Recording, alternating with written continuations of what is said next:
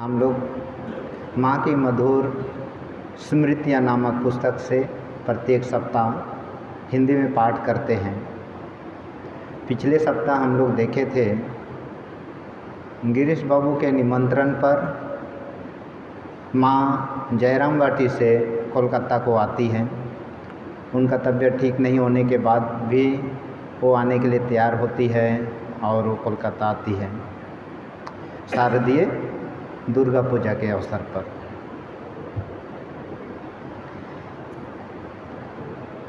तो हम लोग आगे देखेंगे। माँ ने सभी भक्तों की मनोवांछा पूर्ण की, कोई भी वंचित नहीं रहा। पर वे मिट्टी की प्रतिमा तो थी नहीं, मानवीय शरीर धारण किया था, जिस पर मानवीय शरीर की चिरंतन नियमावली ही लागू होगी। एक तो जयराम वाटी से ही वे अस्वस्थ थी और उस रात उसका स्वास्थ्य और भी बिगड़ गया। महाअष्टमी आई। विधि के अनुसार यह पूजा का सर्वश्रेष्ठ दिन है। खूब सवेरे ही माँ के पास भक्तों का अविराम तांता लग गया। स्त्री भक्त, पुरुष भक्त, त्यागी भक्त, गृही भक्त, सब ने मधुमक्खियों की भांति माँ को घेर लिया। सबकी एक ही इच्छा थी, उनके चरण कमलों में भक्ति अर्घ्य प्रदान करने की। गिरीश भवन में भी वैसा ही हुआ। रुग्ण शरीर में भी माँ जरा भी कातर नहीं हुई। भक्तों की साध पूरी करने के लिए उन्होंने चादर से सिर ढके अविचल भाव से सबकी पूजा ग्रहण की। दिन भर के श्रम के कारण उन्हें बुखार हो आया, वे लेट गई। एक तो जीर्ण शरीर, उस पर इतना श्रम, निश्चित हुआ कि वे संधि पूजा के समय वहाँ ना जा सकेगी। यह समाचार गिरीश चंद्र और ना दीदी को भेज दिया गया। दोनों ही दुखी होकर खेद प्रकट करने लगे। उस वर्ष संधि पूजा गहरी रात में थी। हम लोग सो चुके थे। गुलाब माँ जाग कर बोली, माँ को ले जाना होगा। माँ जाएगी। इस समय थोड़ा स्वस्थ महसूस कर रही है। मैं बलराम भवन के पश्चिम की ओर की पतली गली से होकर माँ और स्त्री भक्तों को ले गया। रास्ते में पूछने पर पता चला कि तबीयत ठीक ना होने के बावजूद माँ गिरीश के संतोष के लिए जाने को दृढ़ संकल्प थी। शरीर चल नहीं रहा था, तो भी वे मानो उसे बलपूर्वक चला रही थी। ठाकुर के वीर भक्त की मर्यादा की रक्षा के लिए लड़खड़ाते हुए चल रही थी। उस समय गिरीश बाबू की गली का द्वार बंद था। उन्हें प्रतीक्षा करने को कहकर गली का द्वार खुलवाने हेतु मुख्य द्वार से भीतर जाकर मैंने देखा। इसी बीच माँ द्वार खटखटाते हुए कह रही है, मैं आई हूँ। व्याकुल गिरीश ने दरवाज़ा खोल दिया और इसके साथ ही घर में शोर उठा, माँ आई है, माँ आई है। गिरीश चंद्र भाव विभोर हो उठे। उस समय भी भक्तों की पूजा तथा प्रणाम का विराम नहीं रहा। इस प्रकार नवमी और दसवीं बीती, महापूजा संपन्न हुई। इधर भक्त वत्सला माँ का शरीर तिल तिल करके क्षय हो रहा था। वे भक्तों की ऐसी भीड़ की अभ्यस्त नहीं थी, अतः उन्होंने कोलकाता से विदा लेने की इच्छा व्यक्त की। परंतु उसके इच्छा करते ही तो काम हो नहीं जाएगा। वे भक्तों की है और उन्हें भक्तों की सहमति चाहिए थी। सहमति पाने में भी कई दिन लग गए। काली पूजा के बाद माँ को भक्तों से जयराम वाटी जाने की अनुमति मिली। माँ की यात्रा का दिन निश्चय हुआ। काली मामा को 2 पत्रों में एक ही समाचार लिखा गया कि निर्धारित दिन वे दोनों को लेकर और यदि पालकी मिले तो उसे भी लेकर देसाड़ा गांव में उपस्थित रहे, ताकि माँ के जाने पर उन्हें किसी प्रकार की असुविधा या कष्ट ना हो। दोनों पत्रों में यही बात बार बार लिखी गई थी।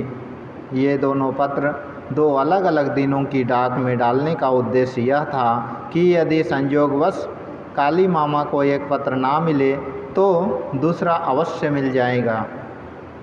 अस्तु, निर्धारित समय पर यात्रा करके हम लोग विष्णुपुर, कुतुलपुर तथा देसड़ा ग्राम को पार कर जब मैदान में पहुँचे तो शाम हो गई थी। एक और तो माँ का स्वास्थ्य बड़ा खराब था और फिर भाइयों की गृहस्थी में रहने पर उन्हें अत्यधिक परिश्रम करना पड़ता था।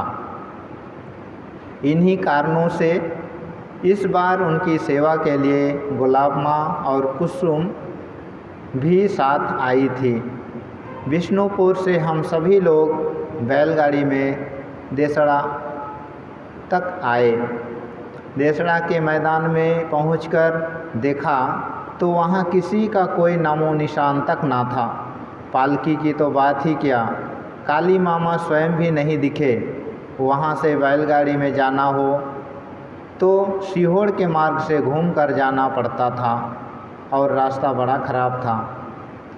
लगातार हिचकोले खाने पड़ते थे। इस प्रकार माँ को ले जाना उचित ना था। उन्हें बड़ा कष्ट होगा, वे भी राजी नहीं हुई। अतः सबकी सहमति से तय हुआ कि पहले बैलगाड़ी में गुलाब माँ तथा कुसुम को सामान के साथ सीहोर के रास्ते भेज दिया जाए और उसके बाद घर पहुंचकर हम नौकर को सीहोर भेजकर गाड़ी मंगवा लेंगे। इधर माँ पैदल चलकर देसाड़ा का मैदान और नदी के उस पार जयराम बाटी का छोटा मैदान पार कर सकती है। माँ की पूजा की सामग्री के लिए उनके पास एक छोटा काले रंग का टीन का बक्सा था। कहीं जाते समय वे उसमें ठाकुर तथा गुलाब सिंह वाहिनी की मिट्टी का डिब्बा, जप माला आदि रखती थी और उसमें बच्चों के खिलौने जैसी एक छोटी सी खाट भी थी जिस पर वे ठाकुर को शयन कराती। यथा निर्णय गाड़ियों को रवाना करने के बाद मैंने माँ के आदेश पर उनकी पूजा का बक्सा और राधु को उठा लिया, परंतु माँ अकेली चलते हुए कहीं गिर ना पड़े यह सोचकर मैंने राधु को पीठ पर चढ़ाया। पूजा के बक्स तथा खाट को एक हाथ में ले लिया और दूसरे हाथ से माँ को पकड़कर चलने लगा। छोटी मामी पीछे पीछे चलने लगी। रास्ता सभी का खूब जाना हुआ था, सबसे ज़्यादा तो छोटी मामी का। थोड़ी दूर जाते ना जाते छोटी मामी बोल उठी, उधर से कहाँ जा रहे हो, इधर से चलो। माँ मामा के ना आने या आदमियों को ना भेजने से नाराज़ थी और संभवतः इसी कारण अन्यमनस्क थी। वे बोली, ठीक ही तो है, उधर से चलो। छोटी बहू पूरा रास्ता जानती है, वह तो खेतों मैदानों में घूमती रहती है। रास्ता मेरा भी भली भांति जाना हुआ था, परंतु उस समय हतबुद्धि होकर मैं उस लोगों द्वारा बताए रास्ते पर ही चलने लगा। इसके फलस्वरूप हम लोग नदी के घाट के बदले उसके खुले तट पर जा पहुँचे। साथ में रोशनी भी नहीं थी। अंधकार में यह समझ में नहीं आ रहा था कि हम लोग कहाँ तक पहुँचे हैं। माँ नाराज़ होकर डांटने लगी। मैं बोला, आप लोग यहीं पर थोड़ा इंतज़ार कीजिए, मैं नदी के किनारे किनारे जाकर घाट देख आता हूँ, उसके बाद साथ ले जाऊँगा। वे असहमत होकर बोली, हम लोग कहाँ इस निर्जन मैदान में खड़ी रहेंगी, जाने की ज़रूरत नहीं, यह कहकर वे डांटने लगी और वह डांट घर पहुंचने तक जारी रही। वहीं से नदी पार की गई। नदी में जल नहीं के बराबर था। पार होकर हम चलते रहे, परंतु यह समझ में नहीं आ रहा था कि हम लोग जयराम बाटी की ओर जा रहे हैं या सीहोर की ओर। माँ को चलने में कष्ट हो रहा था। चलते चलते उनकी डांट भी सुनता जा रहा था। तुम पुत्र हुए ही क्यों? तुमने हमारी बात सुनी ही क्यों? तुम्हारा स्त्री होना ही अच्छा था, आदि आदि। माँ की डांट से पुत्र का कुछ बिगड़ता नहीं, बल्कि वह उसके लिए हितकर ही होता है। और उस समय मेरा ध्यान उनकी डांट की ओर नहीं, बल्कि उनके कष्ट की ओर था। अस्तु, इसी प्रकार चलते चलते दूर एक हल्की सी आलोक रेखा दिखाई दी। सभी चिल्ला उठे, कौन हो जी, रोशनी ले जा रहे हो? थोड़ा हमारी ओर दिखाओ ना, हम लोग रास्ता भूल गए हैं। वह प्रकाश हमारी ही ओर आने लगा। माँ ने पूछा, कौन हो तुम? हाथ में दीपक लिए महिला ने माँ के गले का स्वर पहचान लिया और आते हुए कहा, कौन सारो? माँ बोली, कौन? आंसू की माँ।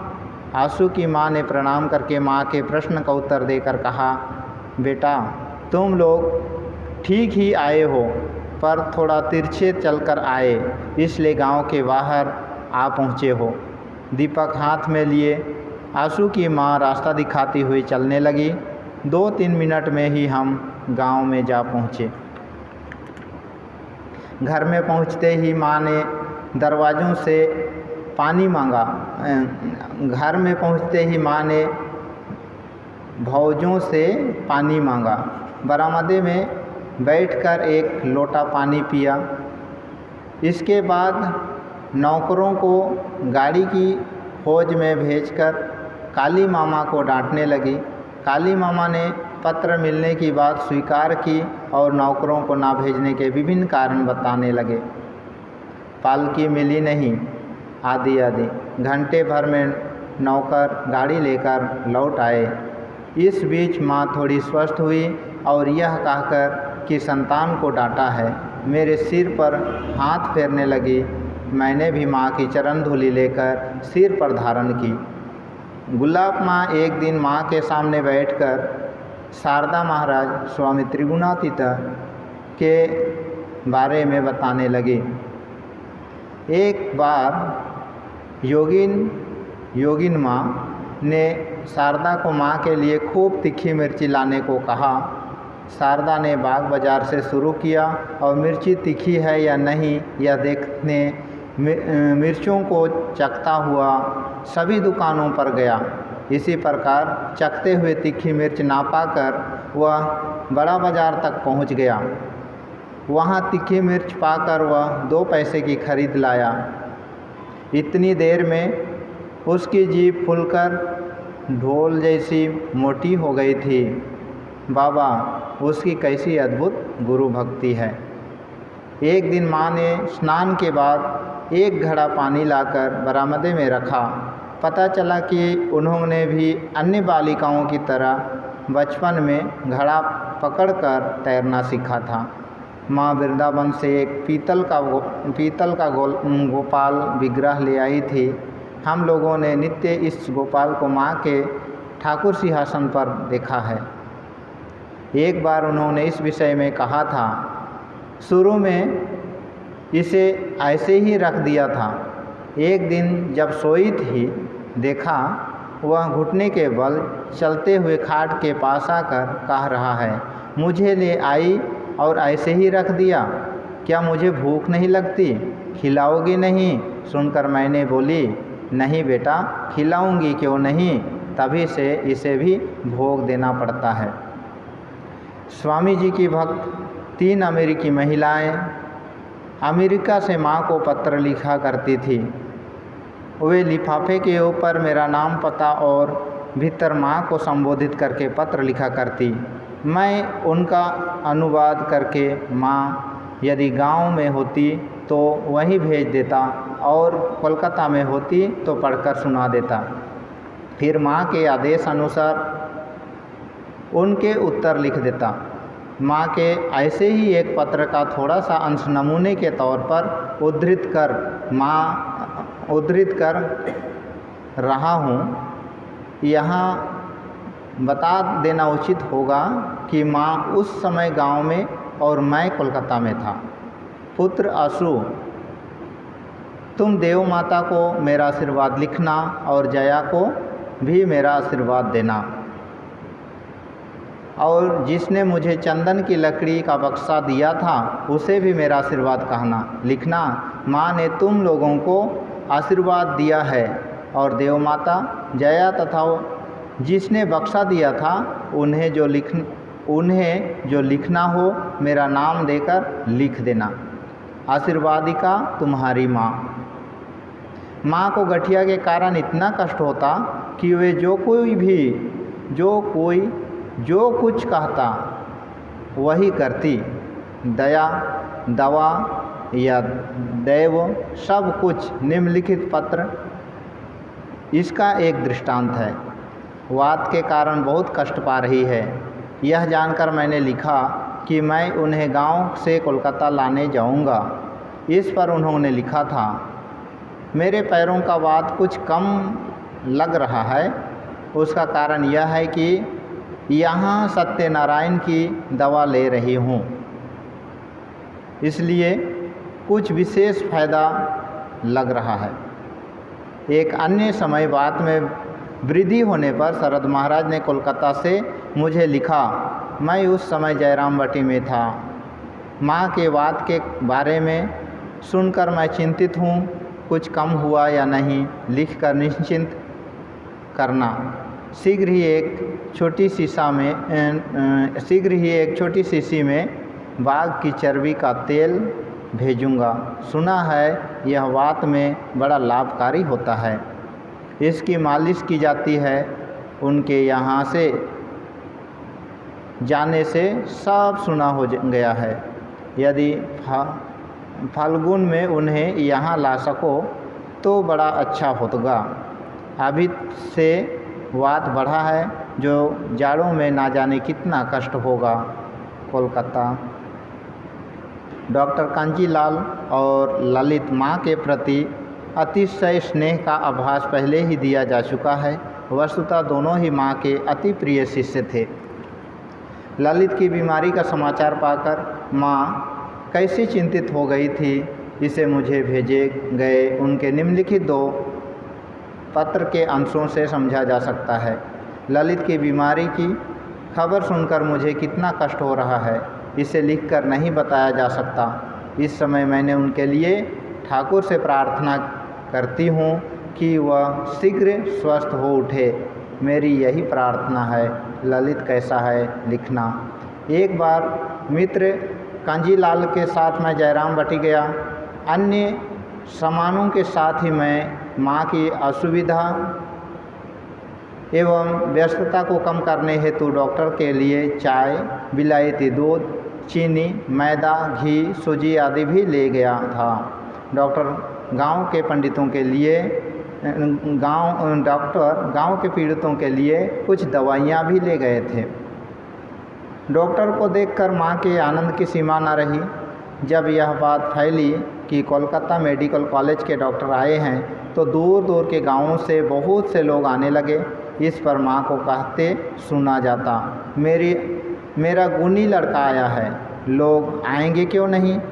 अनेक लोगों का उपकार हुआ। गुरुगृह में कई दिन आमोद प्रमोद में तथा परोपकार में बिताकर डॉक्टर कोलकाता लौटते समय वे कुछ विलायती पेटेंट दवाइयाँ रख गए ताकि लोगों के काम आ सके।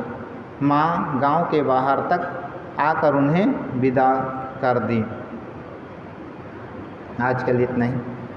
ओम निरंजनम नित्यमनंतरूपम भक्तानुकंपाधृतविग्रहं वै ईशावतारं परमेश्वरमिड्यं तं रामकृष्णं शिरसा नमामि।